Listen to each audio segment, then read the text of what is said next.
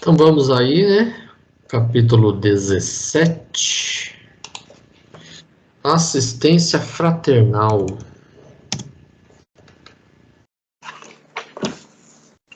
Continua a tarefa de socorrer a Margarida. Acho que agora foi, né? Aí depois, né, após a assistência lá na casa da médium, né, e do marido da médium lá, que ficou desolado, que a mulher era ciumenta e tudo mais, né, se envolveu com os espíritos mistificadores, pseudo-sábios. Aí eu acredito que eles voltam, né, para casa da Margarida. Sim. E aí eles falam que assim, né, a casa transformou-se. Então, quer dizer, dá a entender que o tratamento funcionou, né? Finalmente o tratamento deu algum resultado. E aí ela realmente apresentou melhoras. E aí eles estavam meio com medo, né? Saldanha e Leôncio eram os primeiros a pedir instruções de trabalho. Teimavam em dizer que os adversários do bem voltariam à carga. Quer dizer, eles já estavam cientes que mais cedo, mais tarde, os outros ex-companheiros ali iriam voltar e iriam saber, né, da mudança que tinha acontecido, né? Ia dar ruim. Aí fala que, né, Margarida sentia-se leve, bem disposta, rendia graças ao Eterno pelo milagre, né, entre aspas, com que fora contemplado. Aí o marido também, né, todo pimpão, né, todo feliz. E aí ele coloca assim, né, de nosso lado, porém, as responsabilidades passaram a crescer. Atendendo às determinações de Gúbio, Saldanha dirigiu-se ao interior da casa e trouxe por influência direta a velha serva encarnada. Então, vê que tanto do plano espiritual como no material, as coisas estavam finalmente se desenrolando, né? As coisas estavam indo de vento em popa. Acredito que é exatamente como o Gúbio planejou. A O Gúbio é o grande mentor aí do negócio. Né?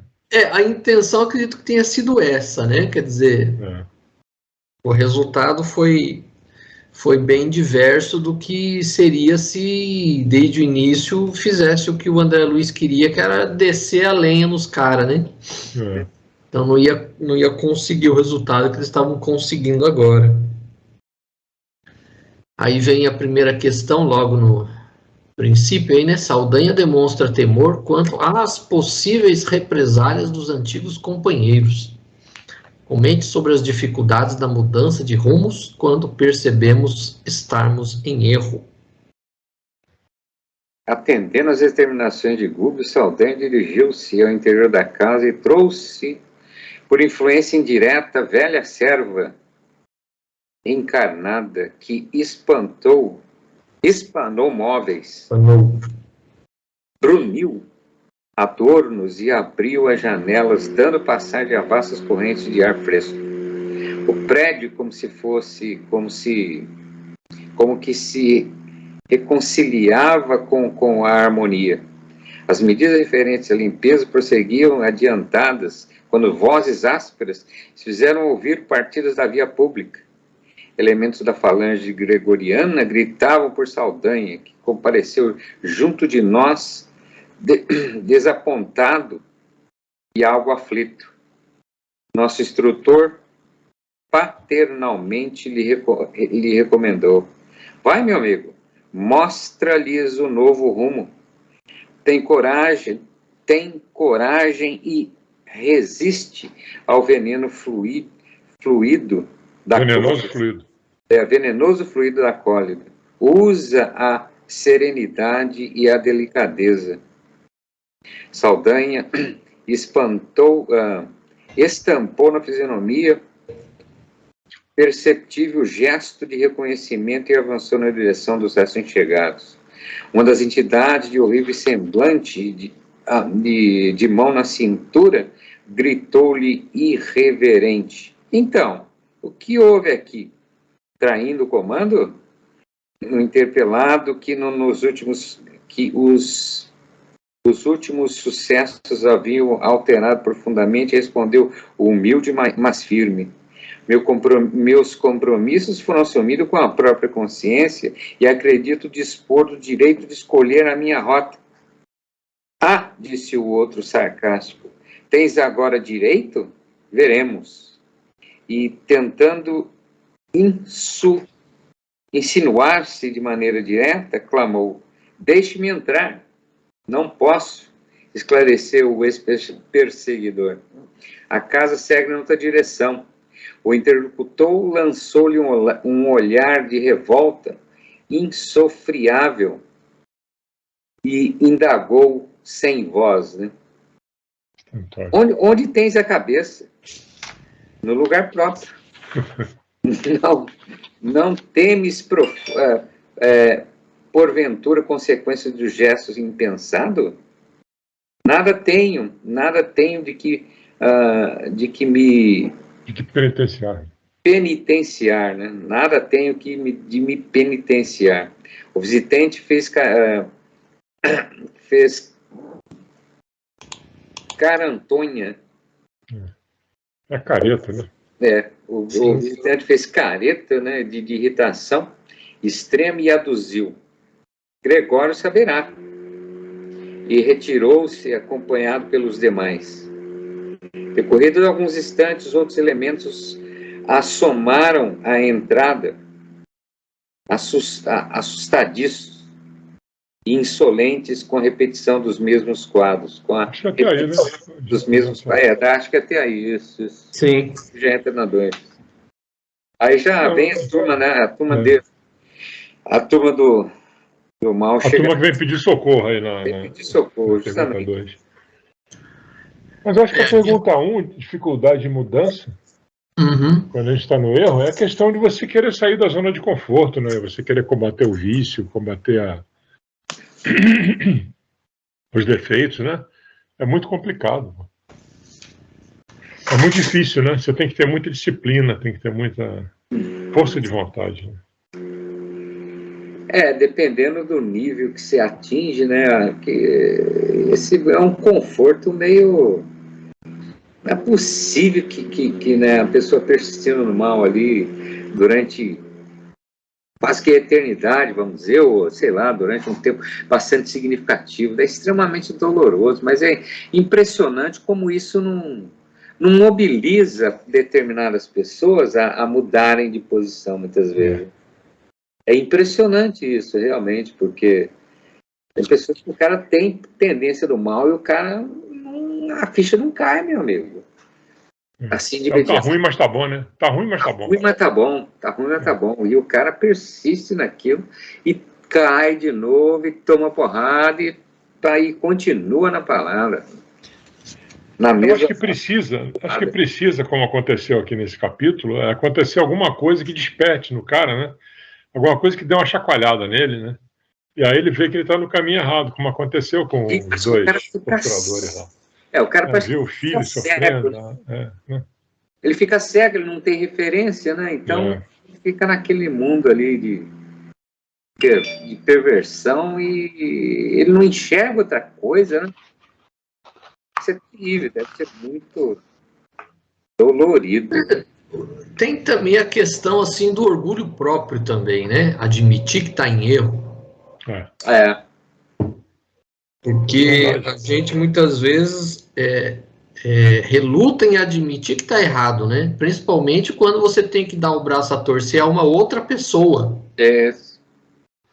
E aí você muitas vezes não quer, né, abrir mão do seu orgulho em admitir que você está errado, né? Também tem essa também, né? É o que ele fala, né? Você percebe que está no erro, mas você não finge que não está vendo, né? Você tá... E muitas vezes também, uma vez eu comentei isso com a Tiana, essa questão, acho que eu já comentei isso aqui também, acontece alguma desgraça na família, vamos dizer assim, porque não é só o cara fazer o mal, o cara se afastar do bem também, né? Ele achar que pode viver como um ateu, não ter crença em nada, não precisa de nada. Aí, por exemplo, a filha dele, o filho dele é atingido por uma bala perdida, né? Muitas vezes aquele espírito ali, tudo bem, estava o tempo dele, mas em outros casos é um exemplo para dizer, acorda, né? Olha aí, ó. É um choque de realidade na pessoa e muitas vezes a pessoa muda o rumo por causa de uma atitude dessa. Isso. Pode acontecer o contrário também, como eu tenho um amigo que diz que Deus não existe, que o filho dele de 2 anos morreu, então ele falou que Deus não existe. Então ele tomou um choque também, mas foi para o outro lado. Ele não aceita nem ouvir falar o nome de Deus. Impressionante. Rapaz. A ficha cai. A grande vantagem disso é que um dia a ficha cai, né? Não deixa de ser uma pessoa assim que acha que está certa. Não, isso não podia acontecer com o meu filho. Podia, de repente, acontecer com o filho dos outros, mas com o meu, não. Com o meu, não. Pois é, exatamente. Então, por que com o meu? Então, também é o mesmo... não deixa de ser um orgulho também, né? Então, a pessoa não admite que aquilo possa ter acontecido com você. Então, não dá o braço a torcer. Então, isso é as dificuldades na mudança, né? Quando você percebe que você está errado. Porque quando a gente fala de vício, tipo fumar, beber, é até mais fácil, para falar a verdade, você conseguir corrigir, porque você sabe que aquilo faz mal para você. Verdade. Agora, quando é algo que é uma convicção minha que eu estou certo, para admitir que eu estou errado, aí é o problema, né? Porque aí a gente tem que passar por cima do nosso orgulho, né? E dar o braço a torcer. E aí que é o difícil, né? Será que passa também pela evolução do espírito? Em que nível você está aqui, né? Também, né? Também, porque se você é uma pessoa que entende e admite que está errado, você demonstra um pouco mais de elevação do que aquele outro que não admite que está errado. Com certeza, com certeza. Então, o orgulho, ele é um grande diferencial, né, da elevação espiritual. Isso aí. Quando Jesus passou por aqui, ele deixou claro, uma das piores chagas da humanidade é o orgulho e o egoísmo. Né? Então, a gente tem que aprender a se desfazer desses dois grandes defeitos, né? Orgulho, egoísmo, vaidade, são coisas que amarra a gente aqui ainda a uma materialidade ainda muito atrasada. É mais um motivo para você não julgar, né? Porque se aquela pessoa está naquele estágio, você pode estar um pouquinho acima, mas você já esteve lá. Então, sim, não quando que você mudou? Você não sabe. Com certeza, com certeza. Eu já não tive nessa situação. Alexandre. Oi. Serial killer, lembra? Então, aí. Tá aí um exemplo vivo aí, ó, participando do grupo. Você tá com uma dívida que você não tem ideia. Sua capivara tá longa. Capivara deve estar brava, né, velho? Sua capivara espiritual, vou te falar uma coisa.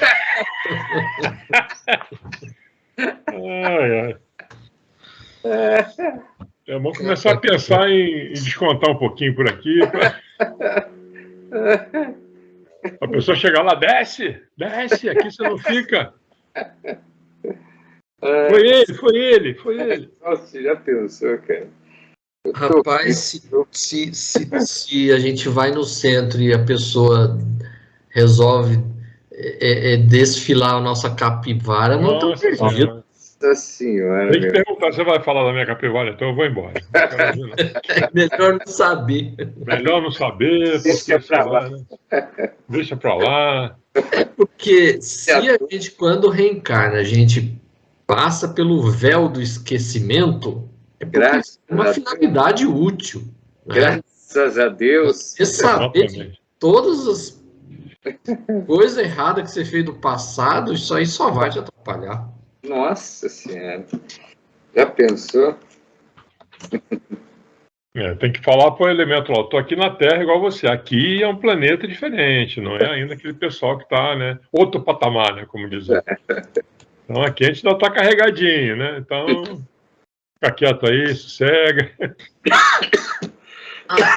Aqui é o planeta do sujo falando do mal lavado. Isso, falou tudo. Pronto. É isso falou mesmo. Antes de puxar a minha, dá uma olhadinha na sua. Tem espelho em casa, não? Tá aí. Aí vem a segunda questão, né? Com a mudança do padrão vibratório, a Casa Margarida começou a receber muitos pedidos de ajuda de espíritos sofredores, mas bem intencionados. Qual foi a ação de Gúbio para com um desses irmãos? Bom, em breve, cenas diversas passaram a desdobrar-se, né? Gúbio colocou sinais luminosos nas janelas, indicando a nova posição daquele abrigo doméstico, opondo-se às manchas de sombra que provinham dali. E, naturalmente atraídos por eles, espíritos sofredores e perseguidos, mas bem intencionados, apareceram em grande número. A primeira entidade a aproximar-se foi uma senhora que se ajoelhou à entrada suplicando: benfeitores de cima, que vos congregastes nessa casa, em serviço da luz, em serviço de luz, livrei-me da aflição. Não seria livrai-me? Sei lá. Acho que tá. Livrai-me. Livrai-me da aflição, não sei. Piedade, piedade. O nosso instrutor atendeu imediatamente, permitindo-lhe a passagem. E no pátio ao lado contou em pranto que se mantinha há muito tempo no edifício próximo, segregada por verdugos impassíveis que lhe exploravam antigas disposições mórbidas para o vício. Achava-se, porém, cansada do erro e suspirava por mudança benéfica. Penitenciava-se, pretendia outra vida, outro rumo, implorava asilo e socorro. O orientador consolou a bondosa e prometeu-lhe amparo.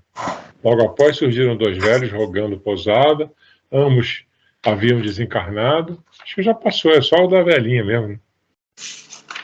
Desencarnado, em extrema indigência num hospital, revelavam-se possuídos de imenso terror, não se conformavam com a morte, tremiam o desconhecido e mendigavam elucidações.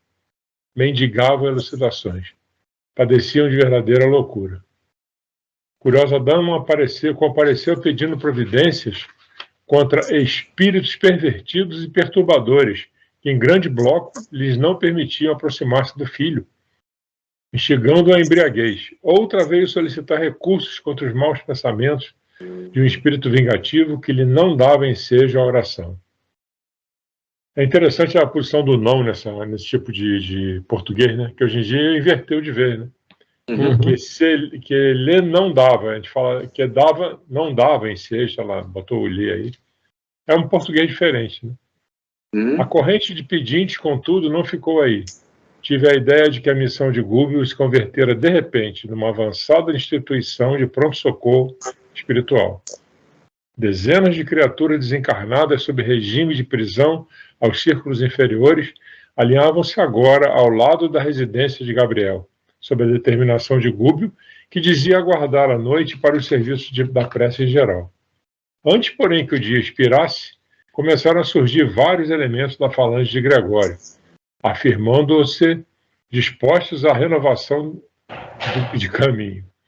Procediam da própria colônia que visitáramos, e um deles, com grande assombro para mim, foi claro na enunciação dos propósitos de que se achava inspirado. Salve-me dos juízes cruéis, suplicou, emocionando-nos pela inflexão de voz. Não posso mais. Não suporto por mais tempo as atrocidades que sou constrangido a praticar. Soube que o próprio Saldanha se transformou. Eu não posso persistir no erro. Tem uma perseguição de Gregório, mas se é necessário arrostar as maiores dores, enfrentá-las-ei de bom grado, preferindo-lhe o golpe fulminatório a regressar. Ajude-me. Aspiro a nova estrada com o bem. Apelos como esse foram repetidos muitas vezes, enfileirando os sofredores de intenções nobres e retas que nos alcançavam, no vasto recinto de que dispunhamos, nosso instrutor recomendou que eu e Eloy nos colocássemos à disposição deles, ouvindo-os com paciência e prestando-lhes a assistência possível, a fim de que, a fim de se prepararem mentalmente para as orações da noite. Confesso que me senti à vontade. Dividimos-nos então em 2 setores distintos. Organizei os irmãos que me cabia atender em assembleia fraternal. Contudo, em vista de os necessitados continuarem chegando, de espaço a espaço, era imperioso abrir novos lugares no extenso grupo de ouvintes. Acho que é até aí, né? Até aí. Uhum. Então, qual foi a... Como é que é a pergunta? Qual foi a ação de Google com esses irmãos? Uhum. Ele pediu até ajuda do pessoal lá, né? Do André e do Eloy para assistir todo mundo, né? Tem um pedaço que ele fala que ia esperar a noite para...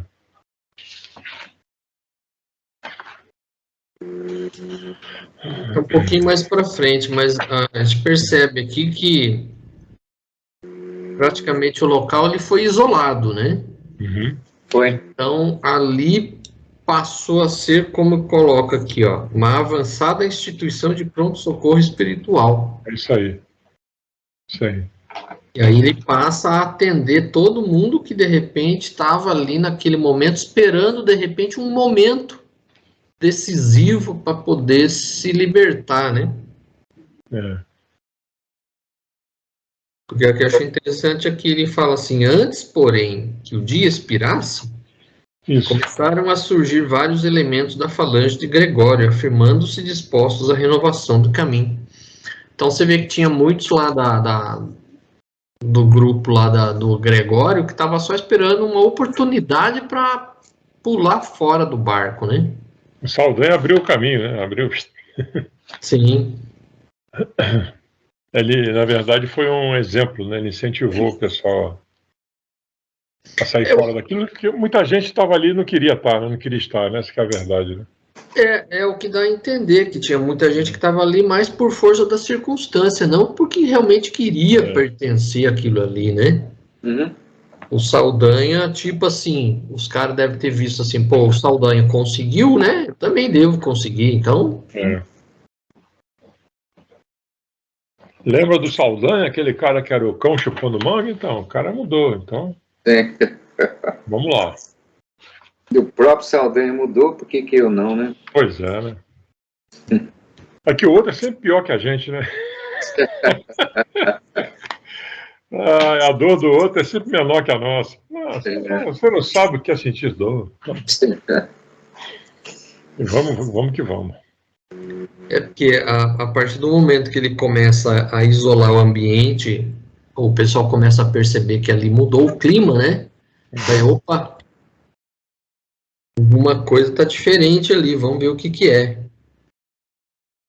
E aí ele percebe, né?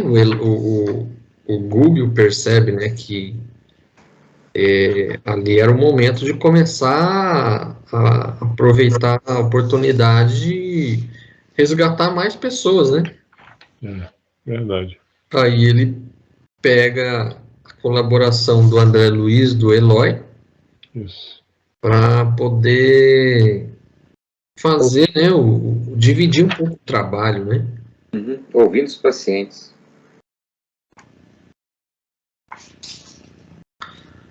Tem um texto que ele fala que ia esperar chegar à noite, não é isso? Por que ele fala isso? Eu acho que é um pouco mais para frente, Thaís. Aí vem a terceira, né, que é um trechinho curto, logo em seguida aí. Gubbio orienta para dar entrada somente aos espíritos que se apresentassem conscientes das próprias necessidades. Por quê? Só voltando um pouquinho, Cláudio diz aqui, sobre a determinação de Gubbio que dizia aguardar a noite para o serviço da prece em geral. Aonde isso? Pouco antes, o parágrafo antes daquele que diz antes, porém, que o dia expirasse, começaram a surgir vários elementos. Mas aqui, aí, um pouquinho antes ele diz.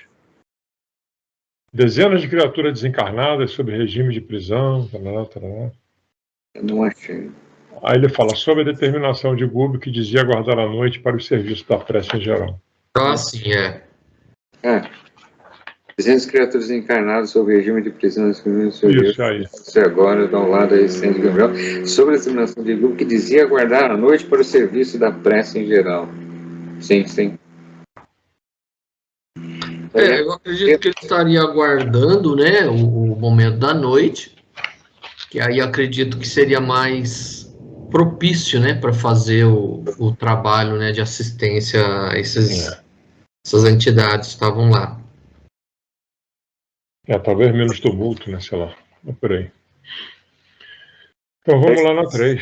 Número 3, né? Número 3, então, muitas entidades em desequilíbrio lá fora reclamavam acesso pronunciando orativas comovedoras. Todavia, o nosso orientador aconselharam que fosse a entrada privativa dos espíritos que se mostrassem conscientes das próprias necessidades. De há muito aprendera que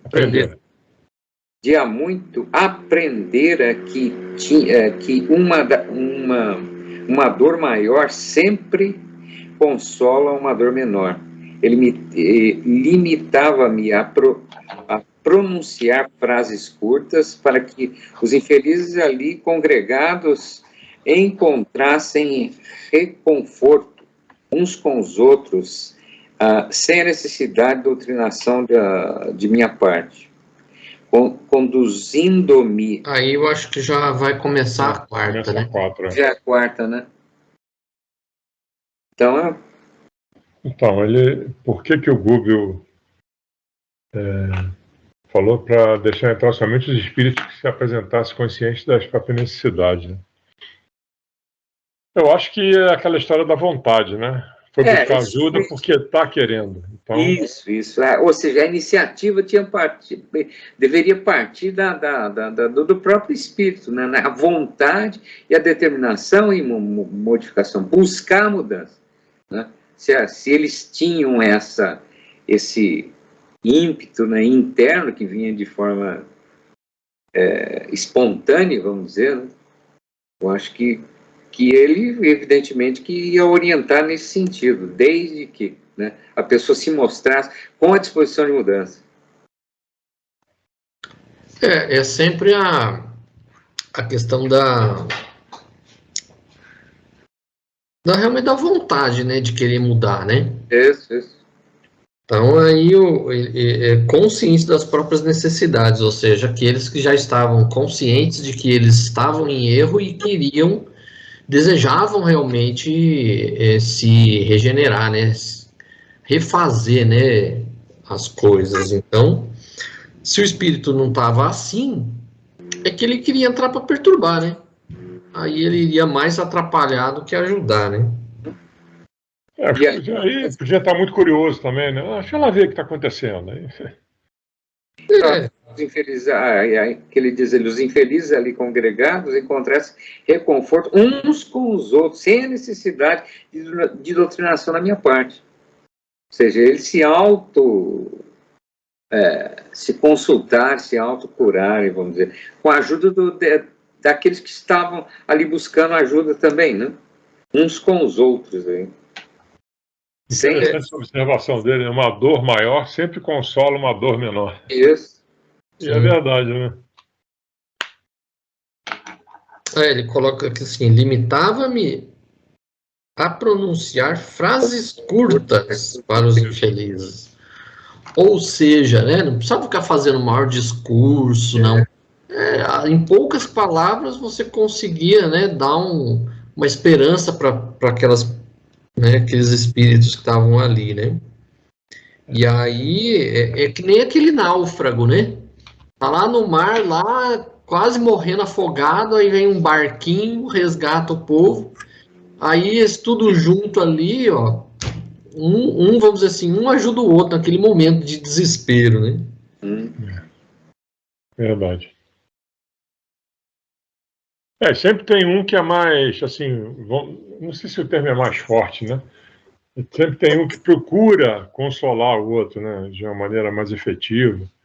É questão de ser forte ou fraco, né? Porque às vezes você está moído por dentro, mas aquela história do guardei minha dor no bolso e fui ajudar o outro, né? Então tem gente que sabe fazer isso muito bem. Então, é mais ou menos isso, né? Às vezes nem a dor não é nem menor, mas o cara torna ela menor para ajudar o outro que está ali pedindo ajuda e ele sente que pode ajudar. Legal. E o contrário também serve, né? Porque você muitas vezes vê um problema acontecendo na sua vida e vê a outra pessoa com um problema muito maior, você percebe que o seu problema é infinitamente menor e você está reclamando muito, né? Verdade. Enquanto outras pessoas às vezes estão passando por situações muito mais difíceis, nem estão reclamando tanto, né? Então, Aquela perguntinha, né? Qual é mesmo o seu problema? Isso aí é um negócio. Enfim, quer dizer, todos nós estamos aqui passando por dificuldade, né? Ninguém é santo e ninguém pode reclamar do outro, porque todos nós estamos aqui no mesmo barco. Sim, sim.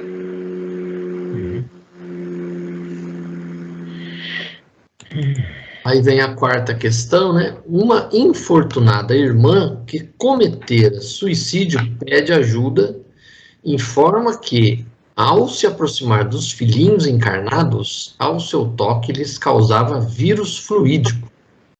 Por que isso acontecia? Como a mãe reagiu? Pois é. Bom, conduzindo-me desse modo, pedi a uma das irmãs presentes que, em deploráveis condições perispíricas, expor-nos, por gentileza, a experiência de que for objeto. Pô, rebuscado isso aí, expor-nos, por gentileza, a experiência de que for objeto. A infortunada concentrou a atenção de todos em virtude das feridas extensas que mostravam no semblante, agora erguido. Ai de mim, começou penosamente, ai de mim a quem a paixão cegou e venceu, transportando-me ao suicídio. Mãe de 2 filhos, não suportei a solidão que o mundo me impusera com a morte do meu marido tuberculoso. Cerrei os olhos ao campo das obrigações que me convidavam ao entendimento e sufoquei as reflexões ante o futuro que se avizinhava. Olvidei o lar, os filhos, os compromissos assumidos e precipitei-me no vale fundo de sofrimentos inenarráveis. Há 15 anos, precisamente, vagueio sem pouso a feição da ave imprevidente que aniquilasse o ninho. Leviana que fui, quando me vi só e aparentemente desamparado, entreguei meus pobres filhos a parentes caridosos e sorvi, louca, o veneno que me desintegraria o corpo menosprezado. Supunha reencontrar o esposo querido ou chafurdar-me no abismo da inexistência. Todavia, nenhuma realização nem outra me surpreenderam o coração. Despertei sob denso nevoeiro de lama e cinza e debalde clamei socorro à face dos padecimentos que me asfixiavam. Coberta de chagas, qual se o tóxico letal me atingisse os mais finos tecidos da alma, gritei sem destino certo. A essa altura, porque a emotividade lhe interceptasse a voz, interferi, perguntando de modo a fixar o ensinamento. E não conseguiu retornar ao santuário doméstico?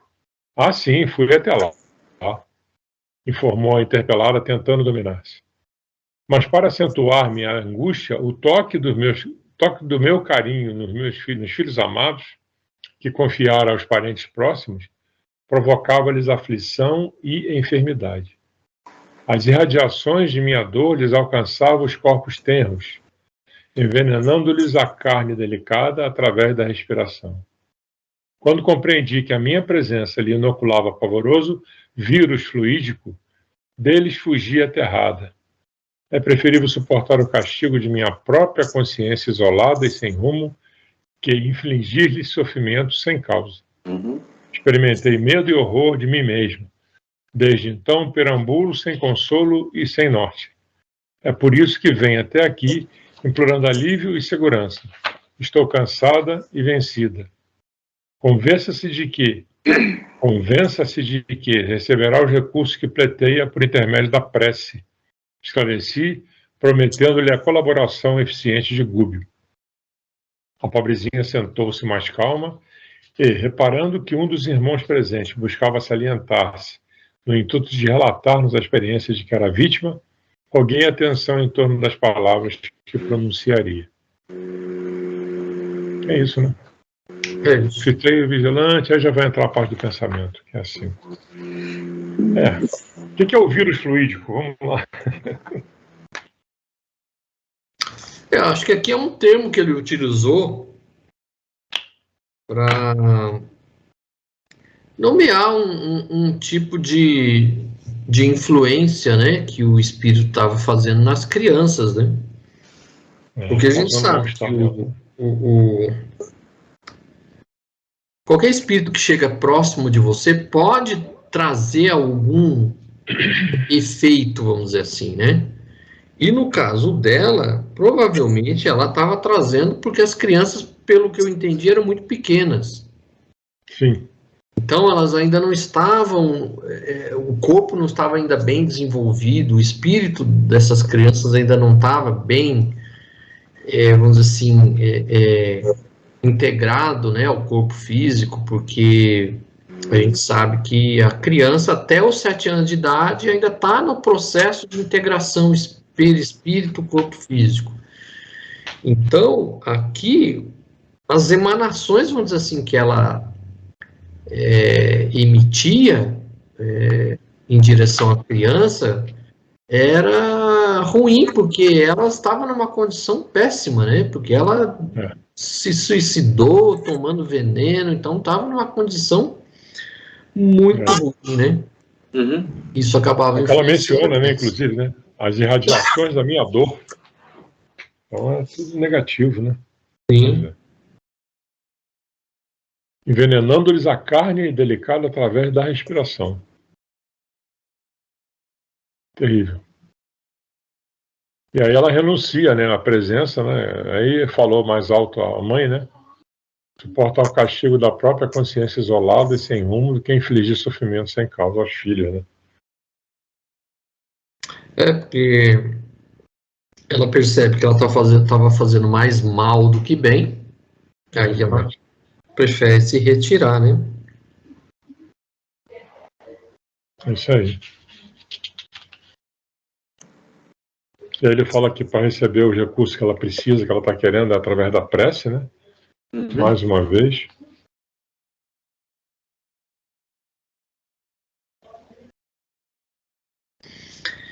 Isso a gente percebe como que é importante a gente realmente tomar os nossos cuidados, né? Tanto na nossa casa, fazer, né, o chamado evangelho no lar, sim. Porque a gente não sabe o que a gente está atraindo de repente, né? A gente sabe que vamos dizer assim, a sintonia nossa é que atrai ou afasta o espírito. Então, a gente sempre está pensando coisa positiva, coisa boa, principalmente na nossa casa. Né?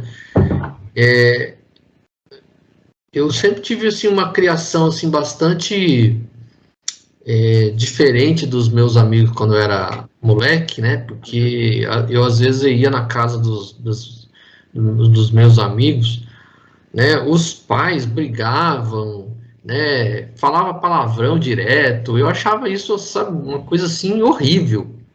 Dentro de casa e até mesmo fora de casa, meus pais nunca foram de ficar nem brigando nem falar palavrão, principalmente dentro de casa. Então você, dependendo do tipo de procedimento, de fala, de pensamento, você vai criando um ambiente dentro da sua casa que começa a atrair né, espíritos não muito bons. Então, é interessante essa parte aqui, apesar de não falar nesse ponto exatamente, mas eu me lembrei desse detalhe, né, porque a minha criação assim foi um pouco diferente dos meus amigos na minha época, porque os pais eram assim, eu achava horrível. Eu ia na casa assim dos meus amigos assim, o pai e a mãe, um xingando o outro de palavrão, falando, nossa, eu achava isso horrível. Os meus pais, meu pai, minha mãe, não admitiam de jeito nenhum a gente falar palavrão. Se escutasse eu falando palavrão, eu apanhava.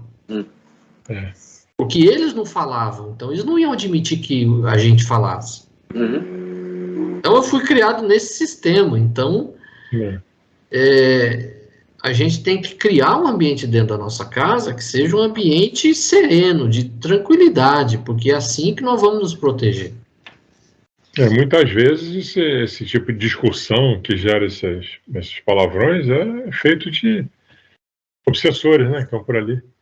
Fora as egrégoras, né? Egrégora, tudo que vocês falam. Sim. De ruim, fica lá. Você vai criando essa egrégora positiva ou negativa dentro da sua casa. Exato. E depende das vibrações que você emite, né, com o seu pensamento. Isso mesmo. Que é o que nós vamos entrar aí na próxima questão aí, né? O que o grupo entendeu por pensamento. Que é o pensamento? Ele pergunta aí, né? Sim. Não aguardava a pergunta que me era desfechada, mas centralizando a minha capacidade receptiva no propósito de responder com acerto, elucidei como pude. O pensamento é, sem dúvida, a força criadora de nossa própria alma e, por isso mesmo, é a constituição de nós mesmos. Continuação de nós mesmos. Por intermédio dele, atuamos no meio em que vivemos e agimos, estabelecendo um padrão de nossa influência no bem e no mal. Fez um estranho cavalheiro um tanto atormentado. A explicação significa que as nossas ideias exteriorizadas criam imagens tão vivas quanto desejamos? Indiscutivelmente. O que fazer então para destruir nossas próprias obras quando infringimos erroneamente na vida mental dos outros? Auxilia-nos a apreciar o seu caso, contando-nos alguma coisa de sua própria experiência, pedir com interesse fraternal. O interlocutor, provavelmente tocado pelo tom da minha solicitação afetuosa, expôs a perturbação que lhe vagava no íntimo e por frases incisivas, quentes de sinceridade e dor. Fui homem de letra, mas nunca me interessei pelo lado sério da vida. Cultivava o gracejo malicioso e com ele o gesto da volúpia, estendendo minhas criações à mocidade de meus dias. Não consegui posição de evidência nas galerias da fama, entretanto, mas mais que eu poderia imaginar, impressionei destrutivamente muitas mentalidades juvenis, arrastando-as a perigosos pensamentos. Depois do meu desencarne, sou incessantemente procurado por vítimas de minhas insinuações sutis, que não me deixam em paz. E entendo, e enquanto isso ocorre, outras entidades me buscam, formulando ordens e propósitos referentes às ações indignas que não posso aceitar. Compreendi que me achava em ligação desde a existência terrestre com enorme quadrilha de espíritos perversos e galhofeiros que me tomavam por aparelho invigilante de suas manifestações indesejáveis. No fundo, eu mantinha por mim mesmo, no próprio espírito, suficiente material de leviandade e malícia que eles exploraram largamente, adicionando aos meus erros os erros maiores que intentariam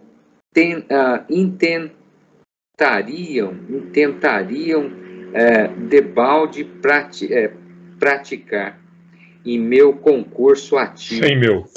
Sem o meu concurso ativo. Acontece, porém, que abrindo os meus olhos à verdade na esfera em que hoje respiramos, em vão busco adaptar-me aos processos mais nobres da vida.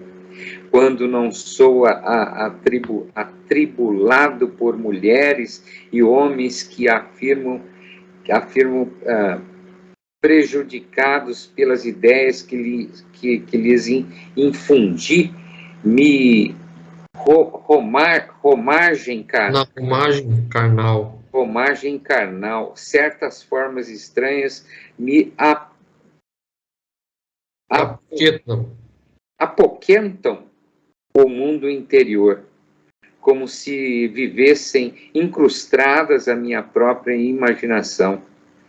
Assemelham-se a personalidades autônomas, e bem que sejam visíveis tão somente aos meus olhos.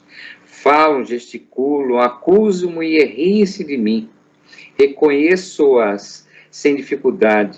São imagens vivas de tudo que meu pensamento e minha mão de escritor criaram para anestesiar a dignidade de meus semelhantes. Investem contra mim, apunham-me.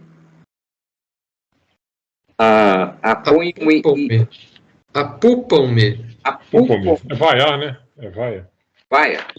Isso. Apupam-me e vergastam-me o brio, como se fossem filhos rebelados contra um pai criminoso. Tenho vivido ao léu qual alienado mental que ninguém compreende. Como entender, porém, os pensamentos que me possuem? Pesadelos. Os pesadelos que me possuem. Somos o domicílio vivo dos pensamentos que geramos, ou as nossas ideias são pontos de apoio e manifestação dos espíritos bons ou maus que sintonizam conosco? Havia nos ouvintes significativa expressão, não obstante a calma reinante. O infeliz deixou de falar titubeante. Demonstrava-se atormentado por energias estranhas ao próprio campo íntimo, apalermado e trêmulo à nossa vista. Fitou em mim os olhos esgazeados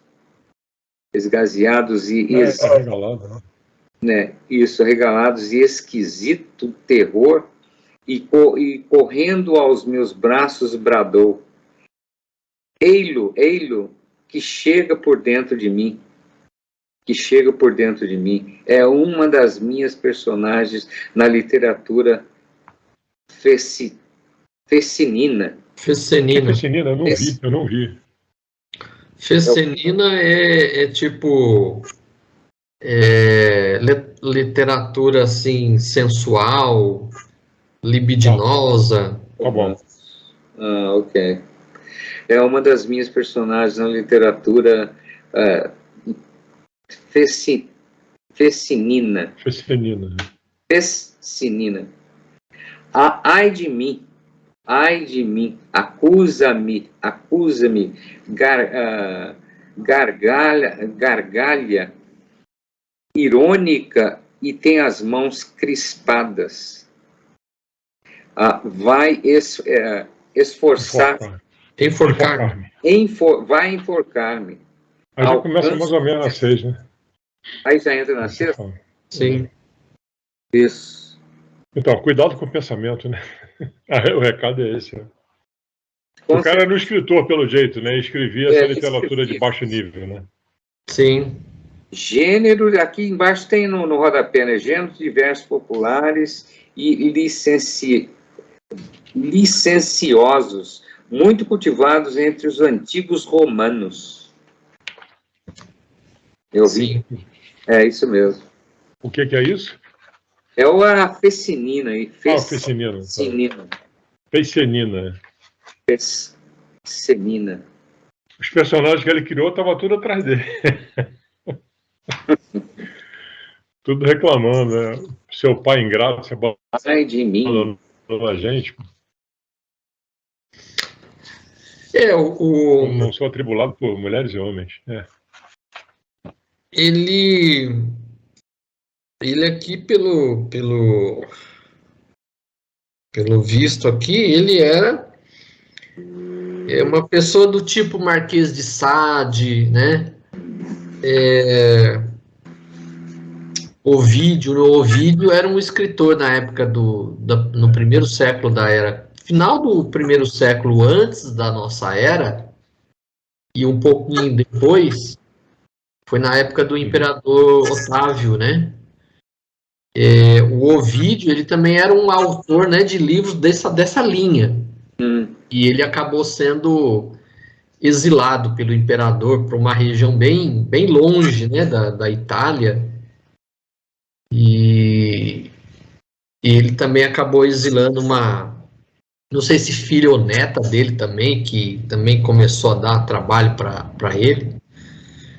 E aí é nessa linha. O Ovídio também tem algumas obras que sobreviveram até hoje, né? Nessa linha aí.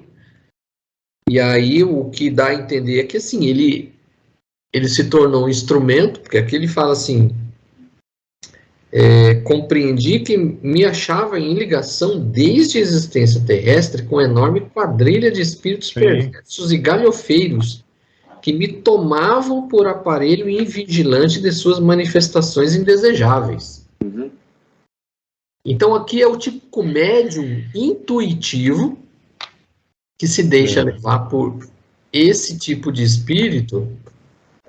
E aí, muitas vezes, a autoria de certas obras não é nem sua, é desse tipo de espírito. Pode ser para o bem, pode ser para o mal. Se torna um veículo, né? Um veículo deles. Porque aqui, quando ele fala assim, que me tomavam por aparelho invigilante, ou seja, ele se tornou médium desse tipo de espírito. E aí ele se tornou autor de várias obras, e aí ele estava numa situação, vamos dizer assim, até de alucinação, né? Que ele via os próprios personagens das obras dele perseguindo ele. É isso aí. Sim. É interessante quando ele fala aqui no começo, né? Entretanto, mais do que eu poderia imaginar, impressionei destrutivamente muitas mentalidades juvenis. Quer dizer, isso foi terrível para ele, né? Porque ainda fala assim, arrastando-as a perigosos pensamentos. Exatamente. Por isso que no começo... Hoje tem, né? Nos tempos modernos, hoje nós temos o digital influencer. Cuidado também. Com eles. Porque aqui no comecinho...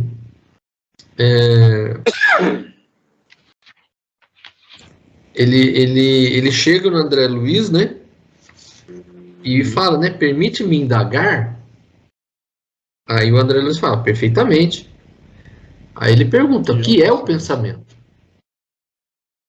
Porque tudo aquilo que ele havia criado no pensamento dele, parece que criou forma, criou vida. E estava atrás dele, né? Ele estava se sentindo ali perseguido pelas próprias formas pensamento. Olha até onde vai o nosso pensamento, se a gente não tomar cuidado. Exatamente. Principalmente o autor, né? Um autor de livro, ele tem uma... eu diria que um autor de livros, de músicas, ele é um cara que recebe uma influência muito grande do plano espiritual, né? Porque ele é médium, na verdade, né? Com certeza. Toda essa inspiração dele não é de graça, né? Que o cara é top gold plus, ele é médium. Ele recebe isso tudo lá de cima. E ele recebe de tudo. É como o Cláudio falou, né? Eu acredito muito nisso aí. Muito mesmo. As pessoas que influenciam, que arrastam multidões aí para serem ouvidas, etc. As pessoas são médios. Concorda ou não? Pintores, né? Nós vimos num capítulo de alguns livros atrás aí, o exemplo de um quadro, né, que foi pintado por um cara que recebeu a influência do plano espiritual, e depois o quadro foi pintado lá também, né? E ficou bem diferente, muito melhor do que... Com certeza, sim. Na verdade, o quadro, ele já existia no plano espiritual. Isso, é isso mesmo. Era de um santo, né, que tinha sido decapitado naqueles primeiros séculos do cristianismo, né? Eu só não me lembro do nome do santo, mas ele já existia no plano espiritual O autor terreno passou por lá, viu o quadro e reproduziu aqui no nosso plano terrestre, ele reproduziu esse quadro, mas, segundo fala, né, o brilho do quadro original do plano espiritual não se comparava ao quadro terreno, né? Mas é complicado esse negócio de escritor, Tem muitos casos de escritores que interagem tanto com os personagens, com as histórias, que eles começam a ficar loucos. Tem que tomar muito cuidado com isso, realmente. Você não pode se deixar levar pelas... Porque a pessoa muitas vezes faz uma criação mental, que como é o caso desse cidadão aqui, a própria criação mental dele parece que ganha vida. Né? Isso está dentro da mente dele, né? Porque o André Luiz não estava vendo nada disso que ele estava relatando, né? Ele vai vir aqui e vai me matar. Então era na mente dele. Olha só como a mente nossa é complexa. E tudo que ele criava, os espíritos, os irmãozinhos lá tinham acesso, né? E deitava e rolava em cima dele. Porque aqui ele fala assim, ó. Depois do meu decesso, né, depois do desencarne, sou incessantemente procurado pelas vítimas de minhas insinuações sutis, que não me deixam em paz. Enquanto isso ocorre, outras entidades me buscam formulando ordens e propostas referentes a ações indignas que não posso aceitar. Ou seja, além das próprias criações mentais dele, ainda tinha os espíritos que foram influenciados pelos livros dele, né? E aí viram que entraram em maus lençóis, aí estava ali agora perseguindo ele também, né? Então, por isso que olha o cuidado, vamos dizer assim, olha a importância, a responsabilidade de um intelectual que escreve uma obra, né, para influenciar as pessoas. Você veja a responsabilidade dessas pessoas. O que você está encaminhando para essas pessoas? Exatamente.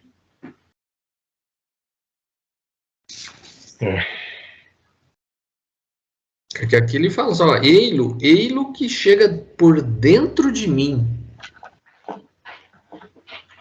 É uma das minhas personagens. Então você vê, era uma criação mental dele que estava ali perseguindo ele naquele momento, né?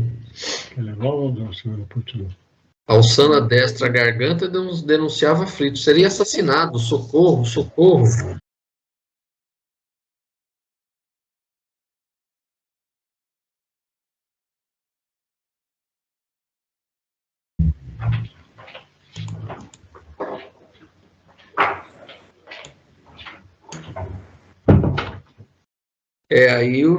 Aí a gente vê realmente a importância do pensamento, né, da disciplina do pensamento, porque você pode estar fazendo criações mentais que você pode se complicar, né? Assemelham-se a personalidades autônomas, se bem que sejam visíveis tão somente aos meus olhos. Falam, gesticulam, acusam-me, riem-se de mim, reconheço-as sem dificuldade. Nossa. Sim, ele faz toda uma descrição que é a descrição da criação mental dele. Verdade. São imagens vivas de tudo que meu pensamento e minha mão de escritor criaram para anestesiar a dignidade de meus semelhantes.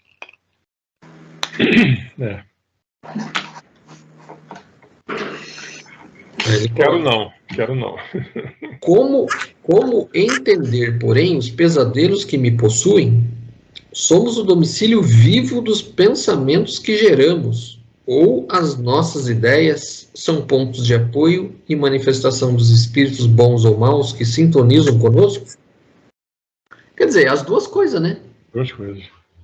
Ele questiona, a gente é o domicílio dos nossos pensamentos ou a gente é o intermediário dos espíritos? É as duas coisas.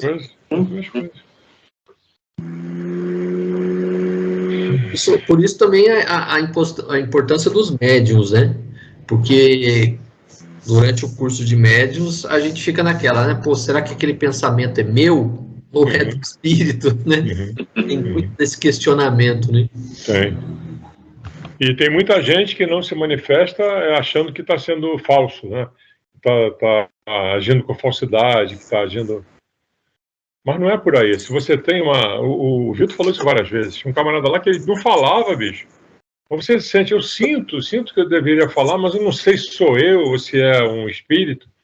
Pô, mas fala. Se tem alguém querendo passar uma mensagem, fala. Mas era impressionante. E ele levou o curso inteiro e não falou. Falou, pode ser que um dia eu consiga vencer isso aí. E tinha outras pessoas também que falavam isso. Tem um nome que se dá quando você confunde? Como é que é, Cláudio? Eu esqueci a palavra agora. Animismo. Você fala... Oi? Animismo. Animismo, exatamente. Animismo. Porque é muito difícil o médium inconsciente, né? Totalmente inconsciente. É dificílimo, pô, né? É difícil. Então. Vamos dizer assim, a maioria esmagadora dos médiuns é o médium intuitivo. Esse é considerado a melhor mediunidade. Porque você recebe o pensamento e você pode traduzir esse pensamento para as pessoas. Aquele que é inconsciente, ele vai falar como se fosse uma máquina, como se fosse ali um alto-falante do espírito. Né? Então, esse não é a condição ideal. O ideal é o médium intuitivo, que aí você está recebendo e está transmitindo a informação. Plena consciência, pleno controle do seu corpo, porque esse é o ideal. Você não pode simplesmente servir de uma máquina inconsciente do espírito, que isso é perigoso até.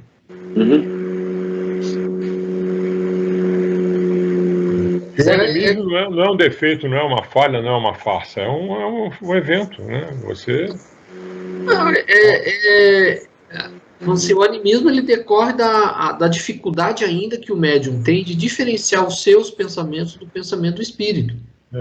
Ainda é tipo ali uma linha muito tênue ali entre o seu pensamento e o pensamento do espírito.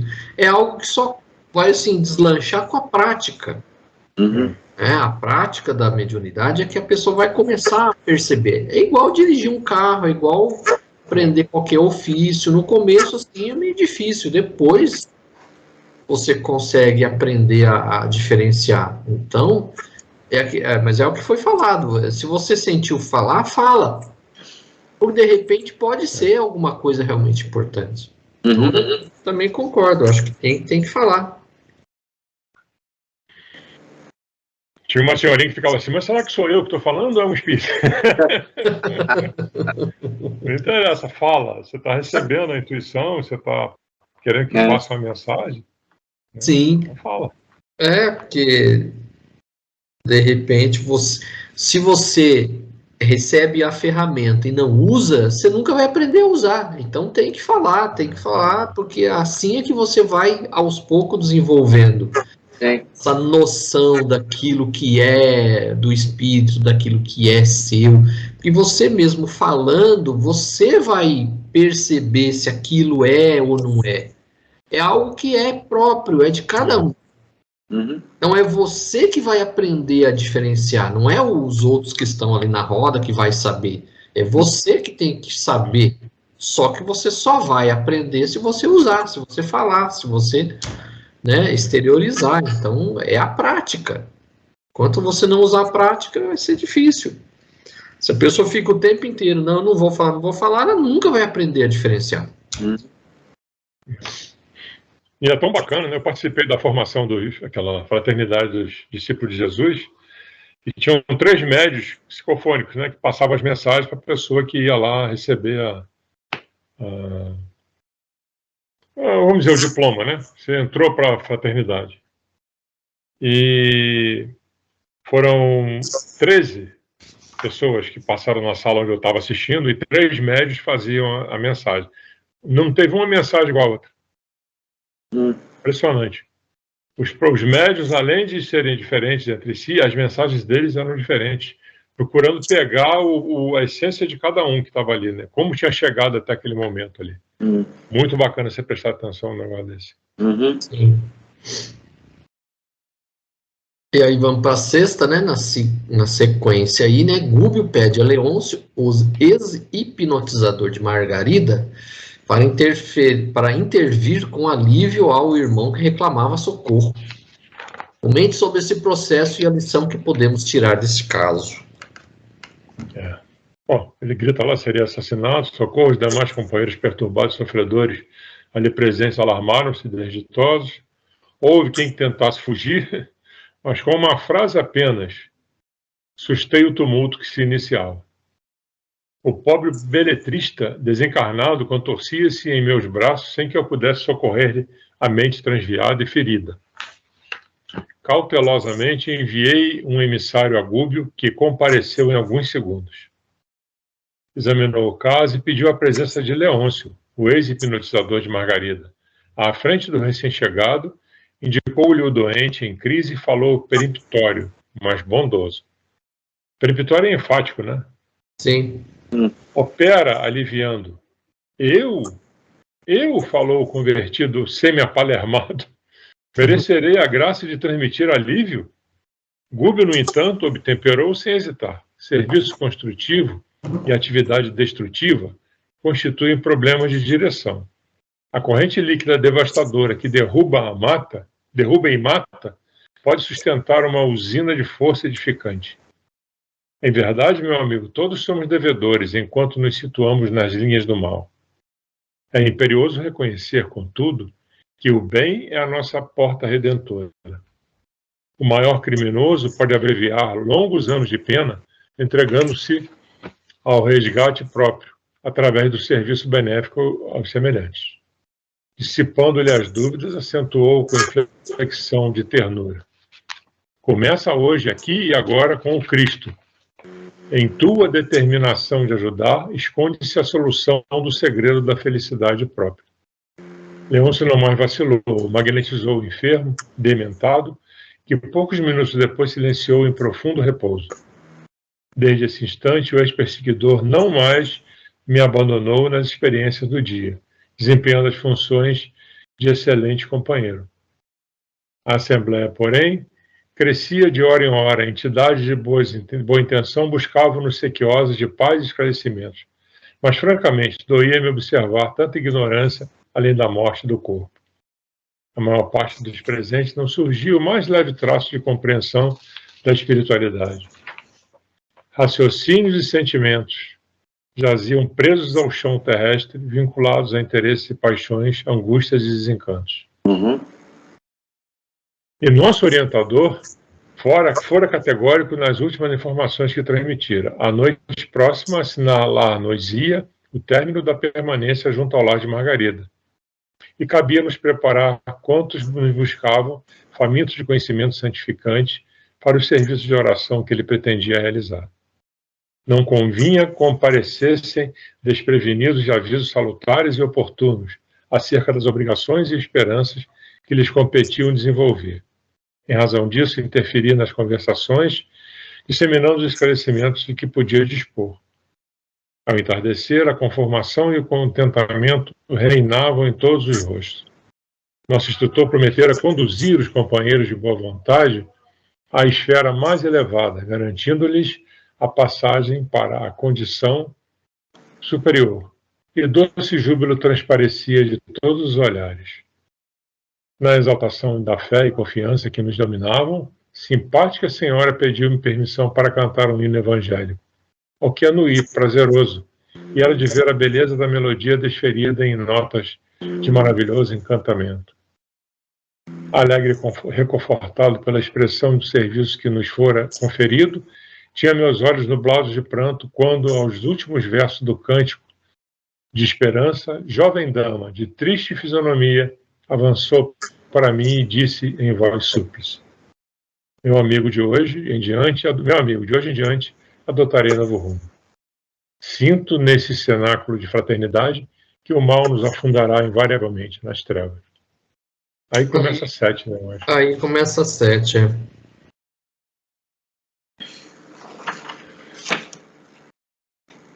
E aí, comente sobre esse processo aí do Leôncio. Eu acho que essa frasezinha que ele falou aqui no começo, ó, serviço construtivo e atividade destrutiva constituem problema de direção. A corrente líquida devastadora que derruba e mata pode sustentar uma usina de força edificante. É uma questão de você canalizar a sua energia, né? Para que lado, né? Você vê o espanto dele, a expressão de espanto dele, né? Eu tava aí, né? Querendo a morte da Margarida, né? Magnetizando ela para ela morrer. De repente eu sou convocado a fazer uma coisa boa, né? Tipo assim, eu mereço isso, quer dizer, só fiz coisa errada agora. E aí ele vê que o Leôncio, ele tinha um instrumento que ele sabia usar muito bem, que era magnetizar, só que ele estava usando para coisa ruim.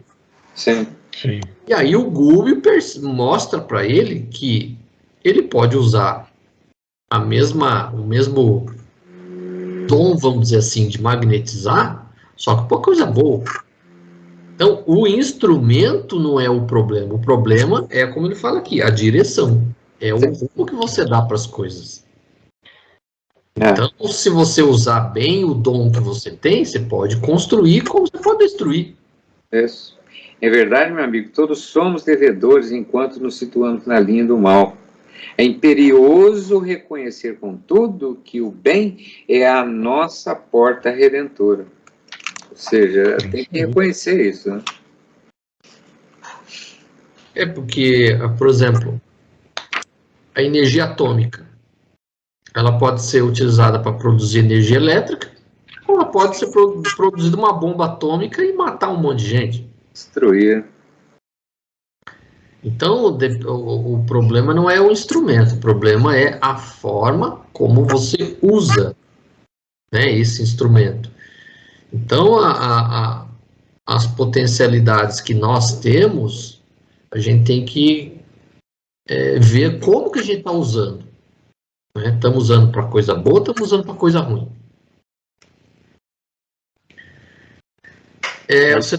Você tinha dado uma congelada aí. Ele deu uma quedinha aqui, né?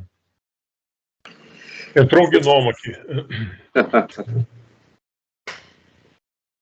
Deu uma energia magnética meio negativa. Ó, falando de magnetismo aí, ó, tá vendo?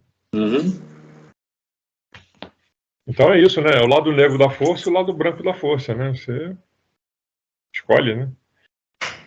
Você pode usar o lado branco para... O certo é o lado sombrio, né?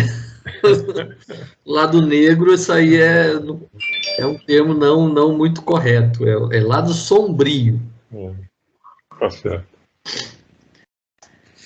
No fundo, se você for ver bem os filmes do Star Wars, é isso. A força era a mesma. Uns usavam para o bem, que eram os Jedi, outros usavam para o mal, que era o lado sombrio. O instrumento é o mesmo. A intenção é que era diferente, né? E aí vem a sétima. Comente a frase. Entretanto, meu amigo, tenho sede de esquecimento. Ajuda-me por piedade. Fixou os olhos lacrimosos logo em seguida, né? Na sequência. Isso. Fixou os olhos lacrimosos nos meus e rogou, depois de comovente intervalo. Promete-me, porém, a bênção do ouvido à esfera do recomeço. Na esfera do recomeço. Fui mãe. Fui mãe de 2 filhinhos, tão belos e puros, como 2 estrelas, mas a morte me arrebatou muito cedo do lar. Mas não foi a morte o único algoz que me feriu desapiedado. Meu marido, em 6 meses, esqueceu as promessas de muitos anos e entregou-me os 2 anjos à madrasta, sem entranhas, que cruelmente os amesquinha. Que cruelmente os amesquinha. Isso. Há 20 meses luto contra ela, tomada de incoercível revolta. Todavia, estou entediado do ódio que me constringe o coração. Preciso renovar-me para o bem, a fim de ser mais útil. Entretanto, meu amigo, tenho sede de esquecimento. Entretanto, meu amigo, tenho sede de esquecimento. Ajuda-me por piedade. Prende-me em algum lugar onde minhas recordações amargas possam tranquilamente morrer. Não me deixes por mais tempo entregue aos caprichos que me arrastam. Minhas inclinações ao bem é insignificante réstia de luz no seio da noite, do mal que me envolve. Compadece-te e ajude-me. Ajude-me. Não sei amar, ainda sem um ciúme violento e aviltante.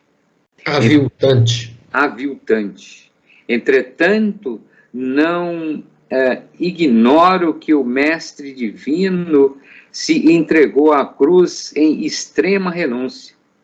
Não permitas que as minhas elevadas aspirações dessa hora venham a perecer. As rogativas e lágrimas daquela mulher acordaram-me a lembrança viva do próprio passado. Eu também sofrera intensamente para desvencilhar-me dos laços inferiores da carne. Sensibilizado nela, enxerguei uma irmã pelo coração e que me cumpria esclarecer e amparar.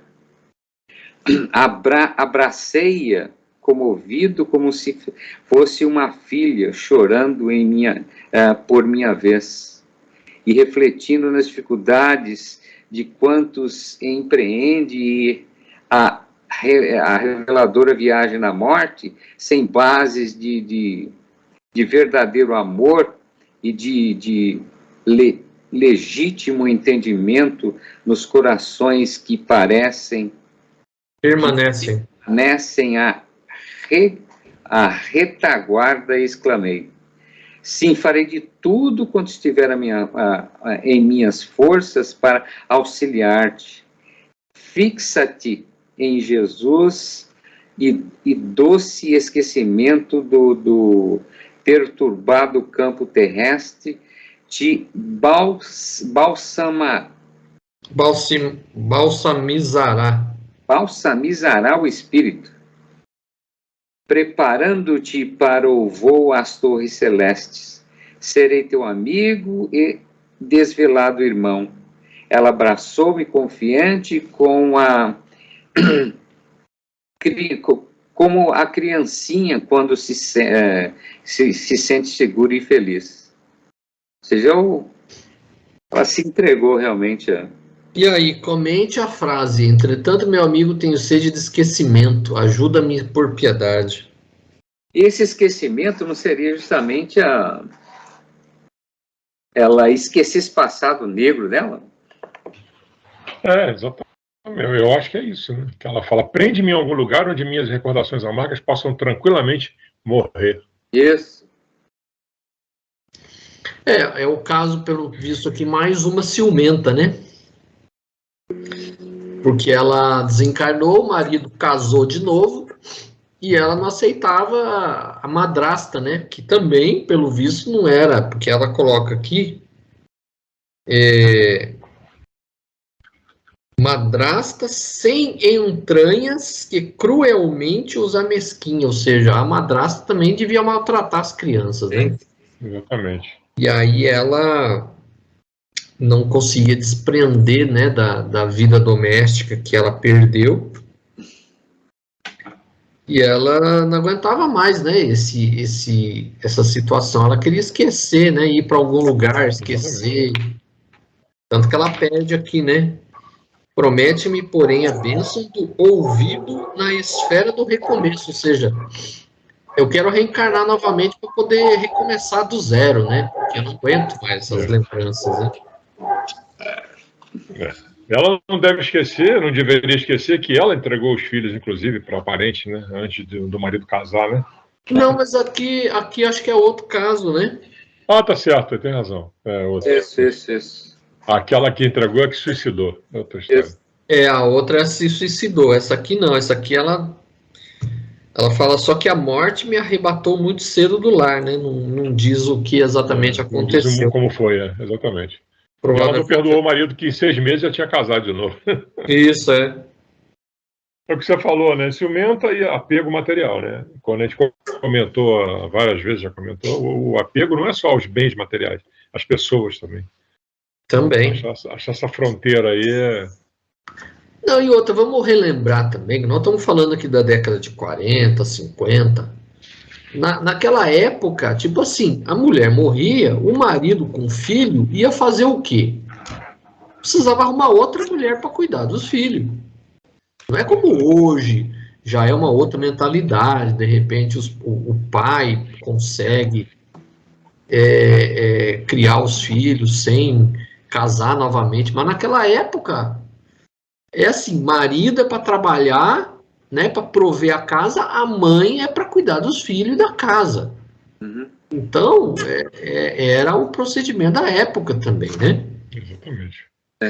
Por isso que ela fala, ela meio que inconformada, em 6 meses o marido já arrumou outra, mas é coisa da sociedade da época, né?